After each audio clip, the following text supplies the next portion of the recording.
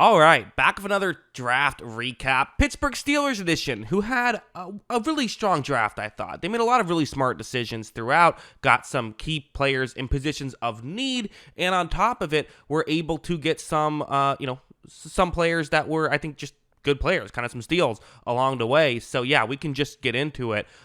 Just so you know what you're looking at with this chart.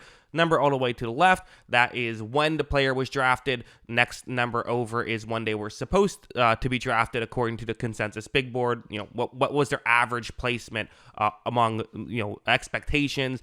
And then you have player name and the position. So for Troy Fontenot, he was projected to go 20th. He goes 21st, which is, so basically exactly around when he was supposed to go. And is a player who I was a little bit lower on than some other people, but I still think there's a lot of real quality traits for. I do wonder, do they try him at tackle? Or I think they tried him at tackle here. And, with him and Frazier, it's kind of hard to just talk about one without talking about the other. I think that, in this situation, you're essentially completing your offensive line. You have now 5 guys, and there is some question as to where everyone will play and all of that, although I'm sure Steelers fans have figured it out.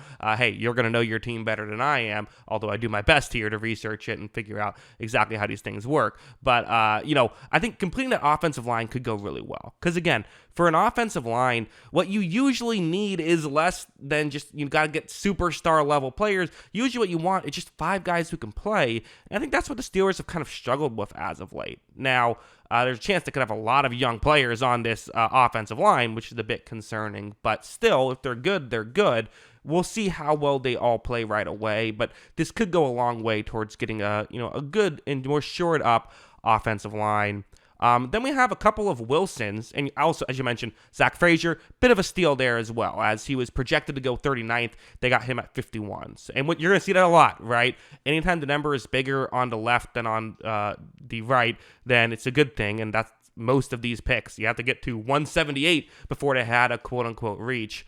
But Roman Wilson, we'll start with him, who actually wasn't even the highest on the consensus big board named Wilson for that the Steelers got, because Payton Wilson was even higher. But Roman Wilson goes at 84, and I like this pick. I think there were some people that thought maybe even Wilson could have been like a fringe first rounder. I wasn't crazy about that. Even kind of a mid-second rounder. I was like, okay, I can get behind that in the right circumstance. Well, they got him all the way at 84, so that's a great situation. I think. And again, I think he'll do some nice things in this offense. I think they could use kind of a more over-the-middle type receiver that could be a slot guy. Now, there's some projection with Roman Wilson for sure. I do wonder, his build kind of says slot guy. I think that's what you're expecting. He's not really a pure outside guy, but does he have the shiftiness to work in that area is a question for me. It is.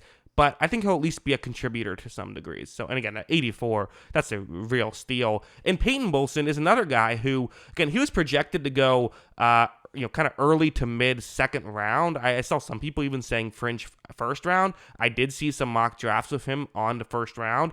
I was not in favor of that. So Payton Wilson's whole thing is he's essentially, and Steelers fans might not like to hear this, but I compared him to Izzy linebacker Kenny Pickett in the sense of he kind of played college for a while, eventually mastered what he was supposed to do because he played for a while and had a great final season. And the question is was he just an older guy playing against younger guys at that point, and that's why he was successful, similar to how that's kind of what Kenny Pickett had happen. I do think, though, for Payton Wilson, getting a linebacker who can just be in position and not screw things up, there's a lot of value in that. Even if he isn't a superstar level player, they're drafting him, 97 guys went in front of him. Having a guy who you trust to come in, just do his job relatively effectively and not screw things up, just be a kind of a baseline okay player, there's a lot of value in that actually at the linebacker position. It's really hard to get those guys. So that's maybe why, you could argue I was too low on him. And even so, I love this pick at 98. I think that's way too low. I'm surprised. I'm assuming the NFL kind of had the issues that I had, but still, even if you have those issues, the value is just too good at 98. So yeah, really like that selection. I think it's really strong. Then we get into a few less known players. We're now finally into players who weren't projected to go top 50, essentially. Roman Wilson was 51, but still.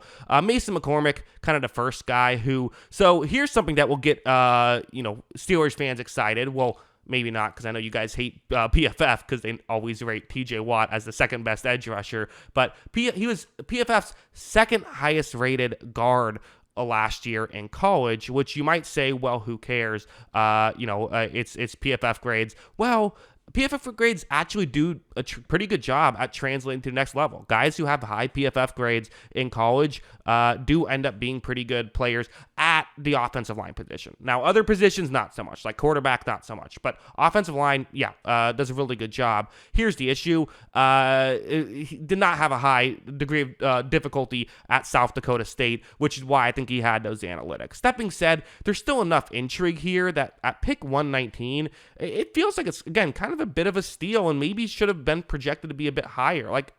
Hey, he still had a good production. I get he's not the super athlete some other guys are, but at a certain point, sometimes just go out and get a player like this, and if it works out, then great. You have a star player that can be a good guard for years to come. If not, you probably still have at least an okay depth player. There is a low floor with a pick like this, but there's, high ceilings as well, especially for pick 119. 2 picks left. Logan Lee's an interesting selection, I would say. Does not have the best analytics, and he feels like very much a project type guy. This is a bit of a reach according to the consensus big board. It's kind of their first real reach, you would say. The last 2 picks are ones I would put under reach category, which, again, once you're getting to late hundreds, you can kind of be more courageous with some of these selections. But yeah, Logan Lee feels like a complete project. I think they're going to try and bulk him up. I've read people say that have him gain 15, 20 pounds, and then maybe he'll be able to be a good interior defensive lineman. Right now he's kind of he's at 290, so it's not like he's like super small, but I think that's maybe what people think could be with him. He is a depth piece as of right now. He just is, but he is someone who I do think could be an interesting player, and there is a chance that we look back on this in a few years and he's like a great run defender. I'm like, how did he go all the way at 178? So, well, because he's not a finished product right now. Finally, Ryan Watts, the corner, and anytime you're drafting a corner at pick 195, I'm wondering, special teams? Is special teams what's happening here? Probably. I'm assuming there's parts of that. But again, I think there is a bit of there's some potential with Watts. I think that part of why you draft him is, hey, this is a guy who, his kind of thing is he's a corner who people think could be a safety. That's essentially what it is, which, there's